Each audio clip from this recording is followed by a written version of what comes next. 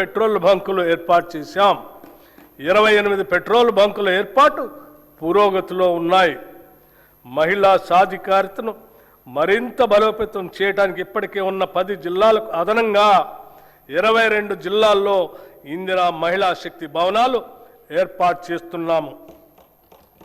మారుమూల ప్రాంతాల్లో ఉన్న షెడ్యూల్ తెగల వారికి 12,600 కోట్ల రూపాయల బడ్జెట్తో ఇందిరా సవర గిరి జల వికాసం పథకం ద్వారా 100% సబ్సిడీతో సోలార్ పంప్ సెట్లు అందించి వారి పురోగతికి ఇదోతికంగా తోడ్పడతాం.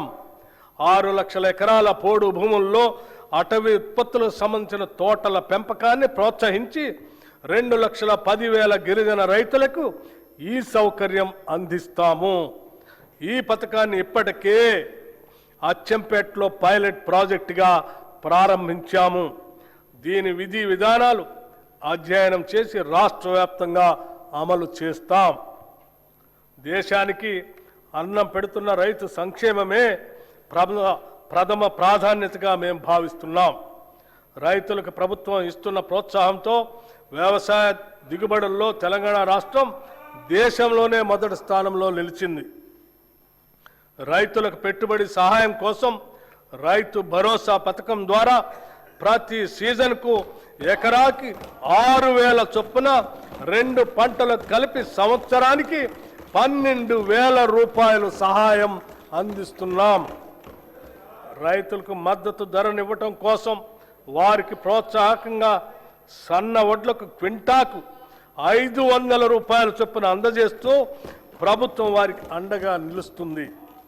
దీని ద్వారా ప్రతి ఎకరానికి రైతుకు సగటున దాదాపు 25 క్వింటాళ్లు దిగుబడి వస్తుందని పరిగణిస్తే ఒక్క సీజన్కు ఎకరానికి రైతుకు సుమారు 12,500 రూపాయలు ఆదాయం వస్తుంది. దీనివలన రైతుకు సంవత్సరానికి 2 పంటలకు కలిపి 25,000 రూపాయలు అధిక ఆదాయం ఎకరానికి లభిస్తుంది. 2024-25 సంవత్సరంలో 284,16,000 మెట్రిక్ టన్నుల వరి 1,27,00,000 ఎకరాల్లో పండింది. ఫిలిప్పైన్స్కు 22,750 మెట్రిక్ టన్నుల బియ్యం తెలంగాణ నుంచి ఎగుమతి చేయటం జరిగింది. దీని ద్వారా మన బియ్యానికి డిమాండ్ పెరిగి రైతాంగానికి మరింతగా మద్దతు ధర లభించింది. రాష్ట్రంలో ఉద్యాన పంటల విస్తీర్ణం సుమారు 13 లక్షల ఎకరాలుగా ఉంది.